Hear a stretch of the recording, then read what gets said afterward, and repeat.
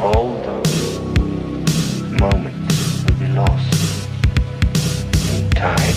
Hey guys, what's up and welcome back to my channel. As you can tell, Jacob is back. He hasn't been on here for a while and he's holding a me plushie, as you can see him very fancily modeling. Anyway, they're for sale. I'll link them down below. They're a great way to show that you're disappointed without necessarily having to say it. Not only because it's written on the t-shirt, but I think the facial expression. Yeah, I get this facial expression at least 3 times a day. Against our better judgment, and it was my idea and Jacob just had to deal with it, we decided to watch He's All That, the remake of the movie She's All That, the one with Addison Rae, the famous TikToker. Which is also a remake of movies like Can't Buy Me Love and remakes like of remakes. Remakes, yeah, which is also a remake. We went into it with the most open of minds possible, considering the circumstances. Yeah. And I think we need to just address one thing. We are not the target demographic. No. Okay. So we realize that, though, as someone on social media, I feel like you should have a pretty broad target demographic, especially as someone who liked She's All That. Is there any other disclosures, prefaces? I may be an immature 30-year-old man, but I know they weren't going for me here. So we're going to start with the things we liked because that's a far shorter list than the things we despised. So first of all, the male lead. Yeah, he's in Cobra Kai, which is a pretty dope show. So I couldn't buy him being the... Love interest? Well... Quote unquote love interest, the bet. Dude's got an 8-pack. So the other thing about the male lead is that for, I'd say, at least half of the movie, he's quite unlikable. Oh, he's just the typical... Hipster. Yeah, the stereotype hipster. Yeah, who's into like movies people don't watch these days, which they mentioned like Kubrick, and I was like, really? Like Kubrick that's gonna be Bad Religion. I was like, what? And he's quite unlikable. And the issue with that is that I was telling Jacob, I was like, how long can a movie go with pretty much every character being unlikable before I give up on it? Because if I weren't reviewing it now, 20 minutes in, I would have pieced the fuck out, and that's being generous. Yeah. And the only likable characters are minor characters you don't see enough of, so they're not enough to keep you there. We'll get into them in a second. Wait, I said we were starting with things we liked, and that kind of made it sound... I like the cameos of Rachel Cook as the mother of the new chick, or I don't know. What's her name? Paget. Punch. That was another weird thing. What name is Paget? Yeah, her name was Paget. Reminds me of the Michael Scott joke where he calls Madge Pudge. So let's get into the only other good thing that happened in this movie was the couple that turns out to be a gay couple, which are Quinn and Nisha. They were great because the actresses looked like they had chemistry, like it was believable that they were a couple, and you were actively rooting for them.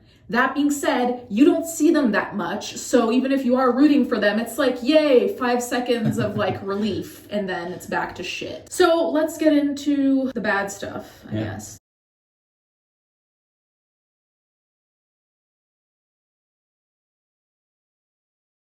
It was just reminded me of like the LA snobbery kind of humor, which is like insulting every other part of California too. Yeah, they made fun of basically any place that was in Beverly Hills or Hollywood. Some of it made sense, but some of it just felt unnecessary. It's like, yeah, you made your point. You're snobby. You're gonna go to a snobby school. We get it. There's no need to drag in UC Riverside too. I was like, why are you making fun of a school that's actually like, I don't even understand. Yeah, it was strange. And the snobbery goes back to being unlikable, which, like we said, is part of the point, but that can't be the entire movie or else you're gonna stop watching it. Because it's like, if everyone's a fucking douchebag, I don't want to watch it. Yeah, Act 1 is basically just how unlikable can we make the characters in this movie and how cringy can we make it? That's what I felt like. I guess they did their job of making everyone superficial to set themselves up for Act 2 and 3. I mean, I think it goes without saying, bad acting. I don't think we need to elaborate on that. That's just... Yeah, other than, I think, Melly and then, I don't know, Quinn. And Nisha. They were fine, but they weren't in the movie enough to even say. I think Addison Rae as the lead, her debut left a lot to be desired, but we all know why she was hired. Now it was name recognition, which goes into what Netflix, I think, has been slowly becoming. It's a, do we really need this kind of thing? They don't make any good original content other than you know, a few things here and there, like Stranger Things and a couple original movies, but now they're just constantly pumping out stuff we don't need or don't want or never really asked for. Well, and then also, like, I just thought of this, but I also have to wonder how much Addison Rae being in this movie is also related to her being friends with Kourtney Kardashian, who also, fun fact, makes a cameo. And I'm like, this to me seems more than coincidental. Right.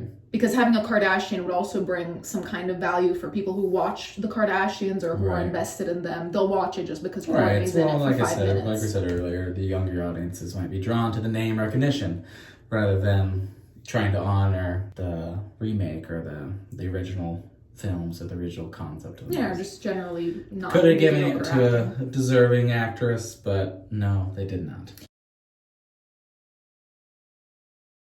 The thing we already kind of mentioned before is that remakes are difficult to make. So, like, because of nostalgia and because a lot of us saw She's All That when we were relatively younger, I feel like we have this kind of high standard, not necessarily because She's All That was like some Oscar-worthy movie or anything, but it's because we romanticize what we watched when we were younger, you know? Like, I think we've all watched movies that we loved, and we're like, this is actually kind of a piece of shit, but I still like it because I saw it at a certain point in my life. So remakes are hard to make, which is also something we went in knowing, right? Yep. So we gave them the benefit of the doubt of that. It was extremely forced. The whole movie to me seemed really forced. It almost seemed like, you know, when you force two people to be friends and it's really clear that they're not comfortable with each other, that they don't want to be friends. That was the vibe I got the whole movie. Just like this weird tension, just... I wouldn't even call it anything sort of tensioned if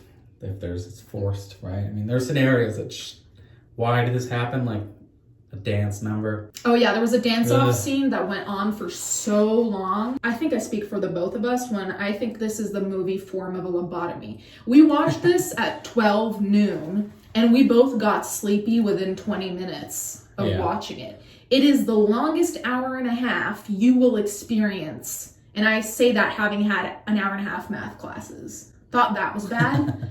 This genuinely felt like it was a 4-hour movie to me. Yeah, it definitely dragged on. Nothing was earned. No. And a lot of secondhand embarrassment, too. There were a few times where I had to just, like, cover my eyes. I think everyone kind of goes into this kind of movie being like, oh, I know some of this is going to be cringy, though. You know? Yeah, but this was... But how cringy. Yeah, like, how bad are we going? And Yeah. I just had to look away a few times because it was too painful to bear that reality. Going into Act 3, right? They set you up as superficial, right? Act 1.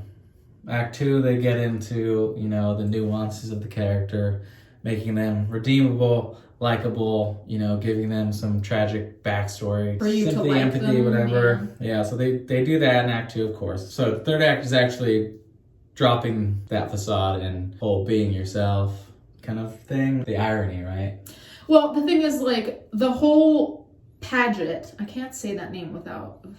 Paget is supposed to be an influencer who gives people makeovers, right? So she's all about the outside, the exterior, being pretty or whatever. So when the third act comes and it's like, I'm deeper than this, what's more important than life is who you are inside, you just kind of want to laugh because I'm like, this is your actual real career. Like, this is you on TikTok. Yeah, that's so it's like meta. Irony. It's meta in a way because it's like you're pretending to be superficial in a movie, but that's actually kind of how you come off on social media. Now, I don't know her. She probably is like a lovely person. I don't know, but that's how it comes off. So her saying, oh, what matters is what's inside. I'm like, bro, you can't really say that while you're friends with the Kardashians when it's not about who you are. It's about what you look like.